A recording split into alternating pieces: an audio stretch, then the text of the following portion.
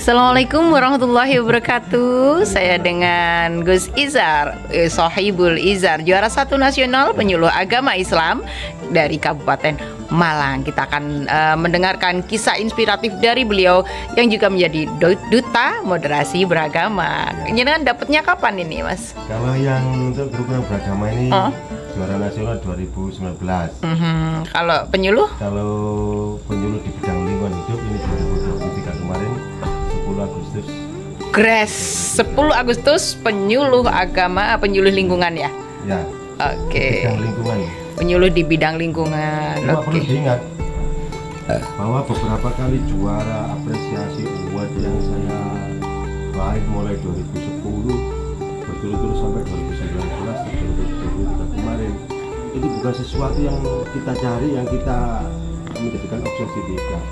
Tapi itu semua ibarat kita menanam tanaman, kita siapkan bibit terbaik, lahan terbaik, kita rawat dengan baik, maka buah itu akan muncul sendiri tanpa kita paksa. Itu yang kita lakukan seperti itu.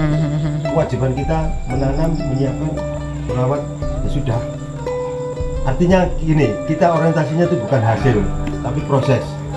Jadi proses itu yang menjadikan kita itu hidup nikmat, perkara itu menghasilkan dan bermanfaat bagi orang lain. Nah itu sudah. Point of view, point value, point penilaian yang membuat jenengan menang di tingkat nasional, apa yang sudah dilakukan di sini di Bajul Mati? Ya, jadi kalau dulu pemeluk beragama, dan ini terkait dengan moderasi ya, pemeluk beragama di sini karena heterogen, dulu istilahnya rawan konflik, maka dengan pendekatan personal, pendekatan sosial, itu akhirnya mereka bisa menjadi akur, menjadi rukun melalui media titik temu, kerja bakti, pendidikan, nah termasuk konservasi akhirnya. Nah konservasi, pendidikan, pemberdayaan ini yang menjadi titik temu antara pemeluk keyakinan 3 agama yang ada di sini. Apa aja Mas di sini? Hindu, Buddha, Islam, bukan, Kristen, ya? Hindu. Oh Islam, Hindu, Nah, Kristen, Hindu. dulu ada salah satu agama ini yang superior. Kita dulu waktu itu masih minoritas kita itu dulu. Nah akhirnya kita lakukan pendekatan itu, pendekatan sosial tadi itu, akhirnya mereka ada kesadaran. Nah ada sebagian pendakwah ya, misionaris yang ini maaf, ini memang kita ngomong realita, melakukan hal-hal yang tidak sportif sebagai penyebar agama. Nah saya pun juga penyebar agama, tapi kita tidak melakukan invasi kepada agama lain. Kita menyuguhkan nilai-nilai agama yang saya anut kepada masyarakat. Oke. Nah, untuk keberadaan Pendopo Tegal Sari sendiri, apakah merupakan bagian dari konservasi atau moderasi? Ya. Nah, ini cerita dari awal saya pindah ke sini. Maaf, sebelumnya saya tidak di sini, di dusun sebelah di Bajul Mati tadi itu. Nah, 2018 pindah ke sini. Sesuai dengan tradisi saya pindah tempat, sering pindah di tempat. Setiap pindah itu warga mesti berusaha untuk membuat musola untuk saya rawat, untuk saya tempati sama jamaah. Nah kebetulan di sini saya pindah ke sini 2018, masyarakat di sini kita berada di lingkungan Hindu, di lingkungan agama lain. Nah maka ketika masyarakat mau membangun musola untuk saya di sini, saya tolak. Dalam hal ini saya bukan anti musola, tapi bahasa saya ini bangunkan saya tempat joget yang bisa saya pakai untuk sholat, daripada sampean bangun musola tempat sholat tapi nanti saya tempati joget karena tidak ada jamaahnya. Nah, untuk konteks di sini tempat joget itu lebih mulia, konteks ini ya, tempat joget lebih mulia daripada musola, karena musola nanti akan terjebak pada simbol-simbol saja. Kalau untuk konservasi yang sudah dilakukan di Bajul Mati, jenengan apakah kerjasama dengan Dinas Kehutanan, Perikanan, Kelautan ini? Nah, untuk yang sudah menjalin komunikasi dan kerjasama, kita sering dibantu dengan cabang Dinas Kehutanan wilayah Malang. Di kantornya di Pakisaji. Apa penanaman pohon? Mangrove. Yang ya. banyak mangrove di sepanjang das, sama yang terakhir ini kita dikasih bibit buah, duren, apa itu, terus apukat, sama apa itu matoa. Itu dilaksanakan mulai kapan tuh untuk pembibitannya? Kalau yang ini sudah dikasih berupa bibit siap tanam. Oh, siap tanam. Ya, Jadi yang jenengan aja siapa, warga? Warga. Dan tidak keberatan ya? Tidak. Nah ini yang apa dari kegiatan ini ada namanya teori efek domino. Jadi saya berusaha untuk melakukan bagaimana gerakan saya nanti orang tanpa kita paksa, kita ajak orang ikut melakukan. Nah seperti itu teori efek domino. Saya buka kartu begini, kemudian ikut pelajar menyesuaikan. Ketika tidak ada yang sesuai dengan ini, maka satu putaran dalam dinamika sosial dalam permainan ini ditutup satu kartu. Nah itu sebagai konsekuensi sebenarnya hukum sosial lah bagi masyarakat sini. Jadi teori efek domino. Oke. Kalau sejarahnya jenengan sendiri datang ke Bajulmati terkait dengan tugas dari apa, siapa bisa sampai ke sini? Ya, asalnya mana toh jenengan ini? Saya kelahiran Mojokerto. Oke. Terus kemudian 1989 KKN dari YIN Sunan Ampel Malang. Win sekarang Win Maliki sekarang sudah masuk YIN. Nah KKN tahun 1989 selama 1 bulan saya tinggal di Bajulmati, saya mendapatkan potret kehidupan masyarakat yang bagi saya itu tidak cocok. Nah untuk menjawab ketidakcocokan dalam hati saya ini, setelah lulus 91 saya balik lagi ke sini, terjun bebas sudah, kita nggak memikirkan nanti ke depan kayak apa, kayak apa itu kan. Yang menugaskan ke sini YIN awalnya? Pertama kali YIN itu KKN. Oke. KKN terus kembali lagi ke sini setelah lulus sampai. Oh bisa punya ide kembali lagi ke sini? Nah tadi kita melihat kehidupan masyarakat yang bagi saya itu ada salah satunya dalam peradaban. Tadi saya cerita ini kali susu. Karena apa dulu kali ini tidak ada jembatan, kita misalkan naik mobil atau motor terhubus ke kali ini. Di sebelah ini banyak warga manfaatkan kali ini untuk mandi, laki-laki perempuan jadi satu tanpa sekat. Nah kita lewat sini ngomong begini, nah itu kita bisa melihat air sungai yang jernih. Nah karena jernih banyak warga yang mandi, tidak pakai baju, tidak pakai busana, saya nggak mau telanjang. Jadi laki-laki perempuan ketika mandi ini tidak ada masalah, tapi dampak sosial berikutnya ganti-ganti pasangan, candaran Jawa, pekan bojo itu biasa. Oh beneran nah, gitu? Lah bener ini sesuatu yang bagi saya kurang manusiawi. Iya. 89. Itu bikin hati jenengan terusik apa gimana? Ya kan nggak manusiawi. Kalau kambing, betina dan jantan terus kemudian bersebelahan ini tidak pakai busana, ya memang itu kambing biasa. Nah ini manusia. Nah karena dampak dari mandi tadi, pepean bojo itu sudah biasa. Ada satu yang sampai sekarang menjadi monumen hidup, orangnya masih ada. Maaf ya, seorang keponakan misalkan saya punya bibik cantik. Nah saya berhubungan seksual dengan bibik saya sampai saya punya anak. Nah satu sisi saya punya anak sendiri dengan istri saya yang sah laki-laki, senang dengan anak saya yang hasil hubungan dengan bibik cepat. Boleh. Urusan boleh tidak boleh, itu terjadi. Makanya bagi saya itu sesuatu yang kurang manusiawi. Itu dari segi pendidikan 90% masyarakat buta huruf. Nah, terus dari segi perekonomian, ya kita tahu secara geografis kita ke ibu kota kecamatan 21 kilo. Terus kemudian ke ibu kota desa, pusat desa itu 13 kilo. Ke ibu kota kabupaten 70 kilo. Ini kan bisa dibayangkan. Nah, geografisnya, kontur tanahnya yang turun sulit dijangkau. Nah, itu jangan terlalu lebar. Itu ada yang melatar belakang sesuatu yang kurang manusiawi bagi saya. Sehingga jenengan bersedia terjun ke sini. Ya.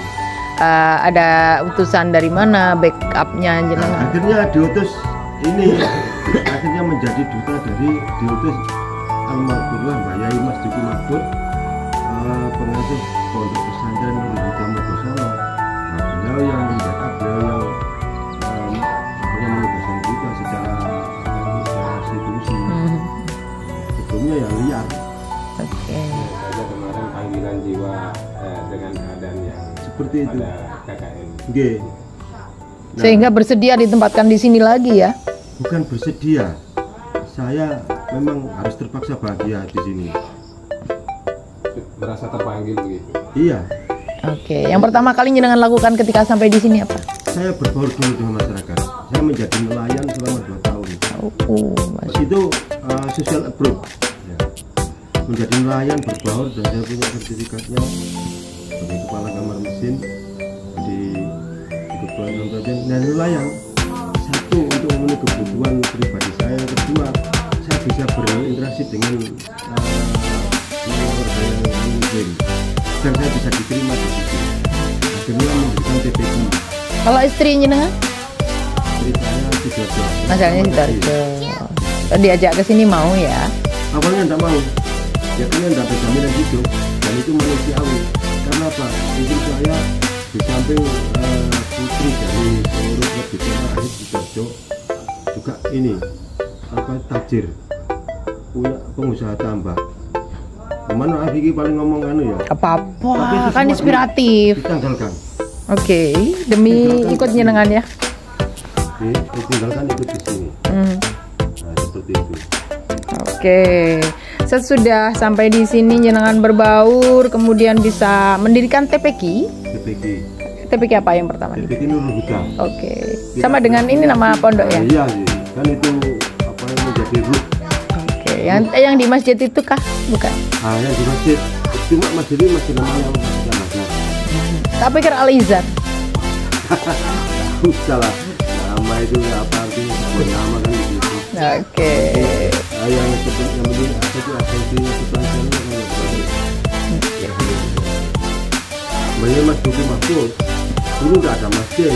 Berarti itu memang peninggalan Yai. Mbak Yai Mas Duki Mahfud yang monumental itu. Oke. Mahfud lah. Oke.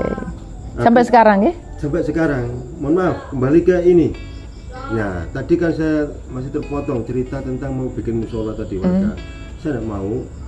Kalau teman-teman ngotot, saya minta ini aja, model pendopo. Nah ini yang bawa kayu, material, bangunan ini. Ya teman-teman dari Hindu, dari Nasrani, dari Muslim yang ngerjakan juga bareng-bareng ini. Nah sehingga tempat ini, pendopo ini menjadi sebuah simbol kerukunan. Nah, akhirnya setelah jadi siapapun bisa mengakses ke sini. Tidak pandang itu Islam atau Kristen. Nah, ini yang tadi saya ngomong, tempat joget ini, pendopo ini lebih penting daripada kita membuat simbol musola. Kalau musola nanti saudara-saudara kita yang beda keyakinan kan nggak mau masuk di sini. Berarti ini bagi jenengan bukan musola tetapi pendopo untuk seluruh umat beragama. Bisa di tempat untuk sholat. Oke. Untuk ngaji, untuk doa bersama. Setiap malam Selasa itu doa bersama ya bareng-bareng. Yang Hindu ya sesuai dengan caranya Hindu. Kan doa itu sebenarnya kan baik, caranya berbeda-beda sesuai dengan keyakinan. Kalau keyakinan saya misalkan mau makan mau minum saya baca Bismika Allahumma ya, Bismika amutu. Nah itu keyakinan saya tidak boleh ditentang. Gitu. Menurut jenengan kan itu doa tidur. Ya bisa saja tidur sambil minum degan dalam mimpi. Oke. Oke. Bagi jenengan apa arti menjadi juara? Oke. Tadi ya kembali juara itu bukan menjadi apa itu goal, bukan target saya, bukan tujuan saya. Nah, tadi ketika saya melakukan sesuatu terus ada orang yang menilai, ada yang melihat, oh ini layak untuk diekspos, ini layak, ya monggo silahkan. Ketika juara saya itu nanti lebih bermanfaat bagi orang lain, bagi sesama terutama masyarakat sekitar sini, ya monggo. Ketika tidak juara hanya sekedar formalitas saja, ya apa artinya? Juara kan bisa dibeli sekarang. Nah seperti itu. Nah bagi saya tanpa juara pun kita tetap harus berkarya. Oke, berikutnya apa nih pesan jenengan kepada teman-teman sesama penyuluh agama? Apa ini? Ini yang akan saya sampaikan. Nah, jadi untuk teman-teman penyuluh agama sesuai dengan apa yang pernah saya lakukan, saya alami. Jadi kita melakukan aktivitas kita sebagai penyuluh ini jangan terperangkap pada formalitas, pada ada birokrasi, tapi pada esensi apa tugas kita itu, dimanapun, kapanpun, sama siapapun. Nah ini mutlak, ruh penyuluh itu harus tetap ini berjalan, tidak terbatas pada formalitas. Maka ini nanti sebentar lagi saya akan sudah purna, sudah pensiun. Bagi saya pejuang kehidupan tidak ada kata pensiun sampai titik darah penghabisan. Bahkan mungkin sama saya masih ini ya, sudah tiduran udah gak kuat apa-apa, mungkin banyak orang datang, Pak bagaimana ini, atau minimal mohon doanya ya, saya mau ini. Masya Allah.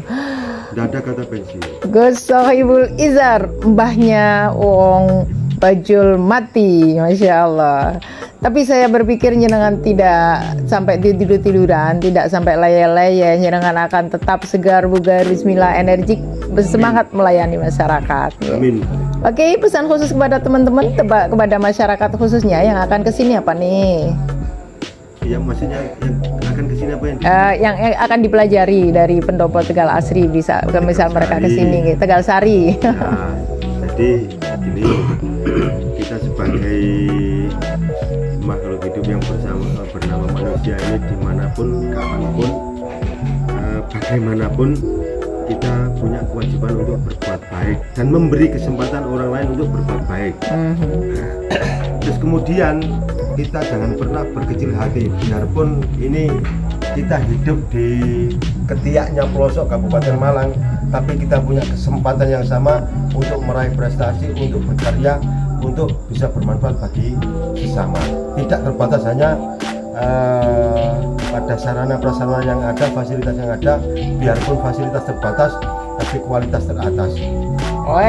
Fasilitas terbatas, kualitas tetap teratas. Oke, dengan Gus Sohibul Izar dari Bajul Mati untuk Anda. Salam.